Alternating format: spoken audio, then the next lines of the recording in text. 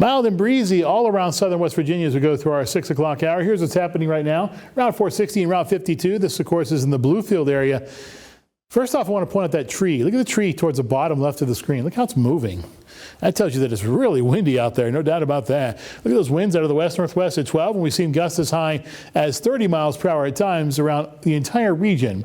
Temperatures, though, fairly mild, 69 degrees under mostly cloudy skies. Relative humidity is pretty dry, too, at 51%. The barometer 29.70, so it's a bit on the low side, and the sunset time is evening 8:32, so you have to have a windbreaker maybe as you go out to your evening time plans.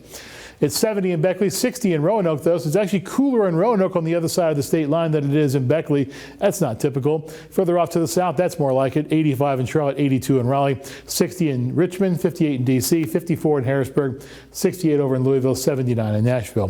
Doppler radar around the region. As you go off to the north, if you're heading to the north tonight along 79, 76 into Pennsylvania, this is what you'll be running into for at least the next several hours. It's this continuation of the active weather pattern that we've been stuck with for the past several days now. And you do see a few showers in our neck of the woods too, mainly in Greenbrier County, coming off of the mountains and heading over into Virginia. It's going to be this that you'll be running into occasionally as you go out and about to your later time evening plans, as we do see a few showers making their way through the region. So Futurecast shows us those showers, does a pretty good job as it did over the last couple of severe weather situations that we've had around the region. We talked about this one on Friday. We talked about this one yesterday. It was accurate on both counts.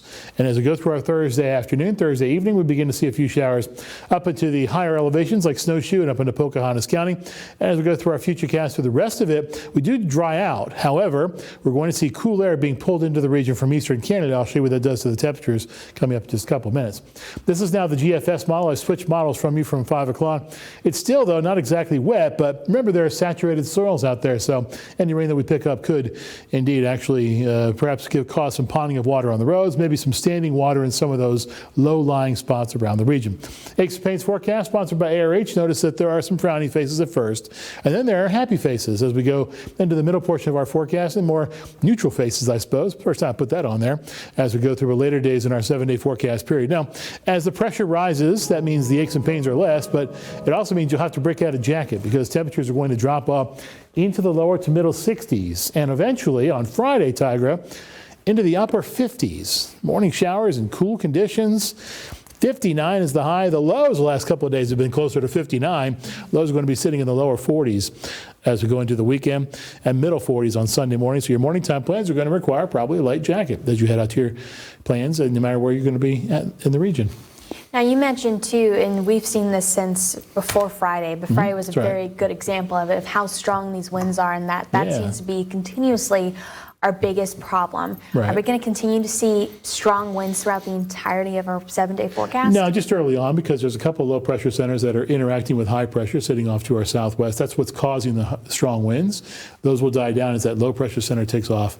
It's to the Canadian Maritimes. All right, so we're almost through it, right? Yeah, I mean, we'll see breezy, but not like it is today. That's good, because it's been some strong gusts of winds out there. Now, that's all the time we have for right now. We have more news, weather, and sports coming your way right after the break. Don't go anywhere.